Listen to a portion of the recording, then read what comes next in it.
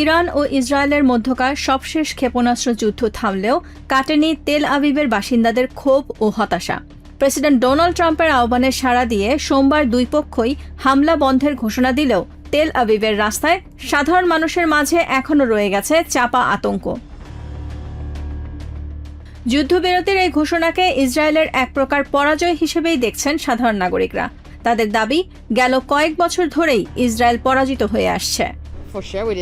আমরা নিশ্চিতভাবেই জিততে পারিনি। প্রায় ৩ বছর ধরে তো আমরা হারছি। ৬ মাস পর পর ইরান থেকে ক্ষেপণাস্ত্র এসে আমাদের ওপর পড়বে, একে কি জয় বলে? ইসরায়েলের মানুষ আসলেই হারছে। রাতে কেউ ঘুমাতে পারেনি, বাচ্চারা স্কুলে যেতে পারছে না, কেউ কাজে যেতে পারছে না, কর্মব্যস্ত রাস্তাগুলো ফাঁকা। গত কয়েক মাসের সংঘাত ও ক্ষেপণাস্ত্র আতঙ্কে থমকে গেছে স্বাভাবিক জীবনযাত্রা, স্থবির হয়ে পড়েছে দেশের অর্থনীতি। তেল আবিবের ব্যবসায়ীদের মতে এই সংঘাতের মাধ্যমে ইসরায়েলকে অবরুদ্ধ করে ফেলেছে তেহরান। এই 12 ঘন্টার ক্ষেপণাস্ত্র হামলা আমাদের জন্য কেবলই সময়ের অপচয়। আমরা এখান থেকে কিছুই পাইনি। ইরান যা চেয়েছিল তাই পেয়েছে। সেটি হলো লেবানন আর তেল আবিবের মধ্যে একটা নতুন সমীকরণ তৈরি করা। ফলে ইসরায়েল এখন লেবানন ও ইরান দুই দিক থেকেই অবরুদ্ধ হয়ে গেছে। সহজ কথায় আমরা হেরে গেছি। তবে জনগণের এমন তীব্র অসন্তোষ ও সমালোচনার মাঝেই ভিডিও বার্তায় কঠোর হুঁশিয়ারি দিয়েছেন ইসরায়েলি প্রধানমন্ত্রী বেঞ্জামিন নেতানিয়াহু। তিনি স্পষ্ট জানিয়ে দিয়েছেন, তেহরানের যে কোনো আগ্রাসনের মোক্ষম জবাব দিতে প্রস্তুত আইডিএফ।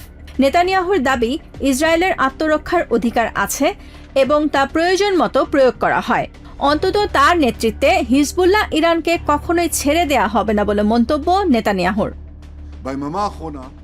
ইরান ও হিজবুল্লাহ আমাদের উপর যে নতুন সমীকরণ চাপিয়ে দেওয়ার চেষ্টা করছে তা কোনোভাবেই গ্রহণযোগ্য নয়। তারা ভেবেছিল লেবানন আর ইরানের মাটি থেকে আমাদের ওপর হামলা চালাবে আর আমরা চুপ করে থাকব। তা আমাদের মেয়াদে কখনোই হবে না। তেহরানের সন্ত্রাসী প্রশাসন যদি আবারও আমাদের ওপর হামলা চালানোর ভুল করে, তবে আমরা পূর্ণ শক্তি দিয়ে তার জবাব দেব। এপ্রিলের যুদ্ধবিরতির পর এটাই ছিল ইরান ও ইসরায়েলের মধ্যে প্রথম এবং সবচেয়ে বড় সরাসরি সংঘাত। তেহরান অবশ্য জানিয়েছে, ইসরায়েল যদি লেবাননে হিজবুল্লাহর ওপর হামলা অব্যাহত রাখে তবে তারা আবারও ক্ষেপণাস্ত্র নিক্ষেপ শুরু করবে। ফলে ট্রাম্পের হস্তক্ষেপে হওয়া এই যুদ্ধবিরতি কতদিন টিকবে তা নিয়ে শঙ্কা এখনই কাটছে না। Nahid Sihan, TVN 24 news desk. New York থেকে সম্প্রচারিত টিভিএন 24 টেলিভিশন বিশ্বজুড়ে বাঙালির কণ্ঠস্বর।